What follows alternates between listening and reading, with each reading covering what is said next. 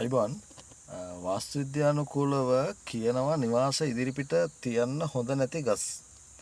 උදාහරණයක් විදිහට වෙරළු ගස් හොඳ නැහැ කියලා කියනවා. ඉතින් වෙරළු ගස් හොඳ නැහැ කිව්වම ඇයි වෙරළු ගස් හොඳ නැහැ කියන්නේ කියන එක මම දන්නේ ඒක ඔයාලා කොහොම හිතනවද කියලා. හැබැයි විද්‍යාත්මක හේතුවක් තියෙනවා මෙන්න මේකයි. වෙරළු ගහේ බිත්තර දාන කෘමි විශේෂයක් ඉන්නවා. සමනල විශේෂයක්. මේගොල්ලෝ බිත්තර දැම්මට පස්සේ හැදෙන මොකක්ද ඒකට කියන්නේ දලඹුව. ඊටාම විසයි. විශාල ප්‍රමාණයෙන් දලඹුව කඳ පුරාම මේ ඉන්නවා. එතකොට ඒක ගෙයක් ඉස්සරහා තියෙනකොට ගෙවල් වල පොඩි ළමයි ඉන්නවා. ගිහිල්ලා මේ කඳ අල්ලන්න පුළුවන්. එහෙම නැත්නම් හුළඟ ගෑවිලා ගේ වැටෙන්න පුළුවන්. ඒ කියන්නේ වෙන හානිය වැඩි. එතකොට ඒ වගේ විස දේවල් ගෙවල් ඉස්සරහා තියෙන එක නරකයි. ඉතින් ඒක තමයි මේ වාස්තු විද්‍යාවේ හොඳ නෑ කියලා කියන්නේ.